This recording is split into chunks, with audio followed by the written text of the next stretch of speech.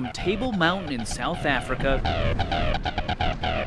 to the totem pole in Tasmania, all over the world, people are putting it all on the line.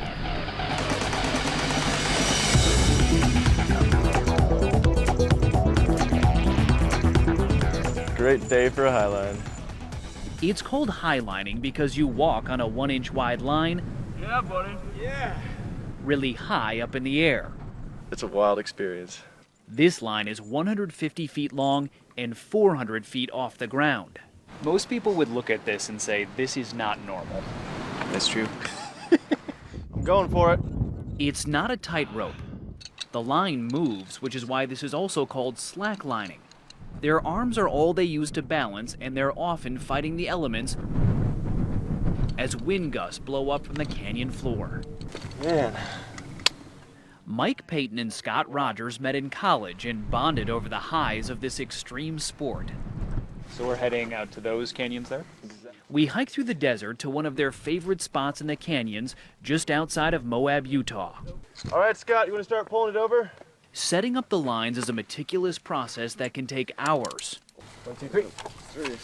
Steel bolts anchor the lines into the rock, and they do wear a harness in case they fall.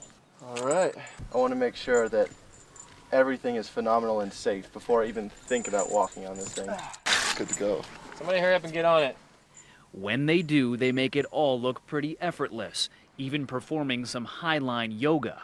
What is the fear factor? Do you ever get nervous? Oh, all the time still. Every highline is still a little bit scary. But that's the whole point about it, is that in this sport, it's all about embracing your fear. It's about diving so deep into your fear that you come out peaceful, that you come out with understanding. But when you're up on that line like that, what are you thinking? What's going through your mind? If all is done right, nothing. You shouldn't be thinking about anything. You should be completely one with the line. It may sound a little granola, but these slackliners are far from slackers. This takes some serious focus and skill. People think we're all adrenaline junkies. They take one look at us and they're like, oh, look at those crazy yahoos up in the canyons. I can vouch that you're not yahoos. You are definitely risk takers. Indeed. But that comes with the territory. Yeah. To fully understand this, the guys told me you got to get out here in the middle of a line. The wind is howling. I'm about 400 feet up in the air, and this is the view from up here.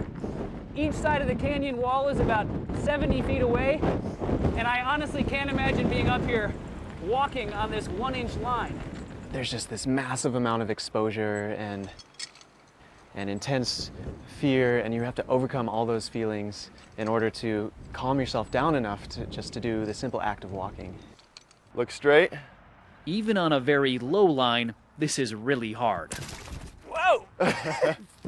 Well, I can do tricks. The low line is where the sport started back in the 1970s. Rock climbers used it to practice their balance. It works better barefoot. Easier. Very good. But then the slackliners became trick liners. Does this take more concentration than the high line? I'd say it takes a different kind of concentration. It still requires you to hone in, focus 100% completely. It's just the difference is there's nothing like a few hundred or a few thousand feet below you. To get your pulse racing. Exactly. Especially when they fall out of line. We fall a lot. We fall all the time. And if we're not falling, then we're wimps. How do you continue to make this harder and harder? What makes balancing harder? Closing your eyes, like tucking your arms, all different kinds of tricks. That might be the crazy Yahoo part. Yeah. I have no rebuttal for that one.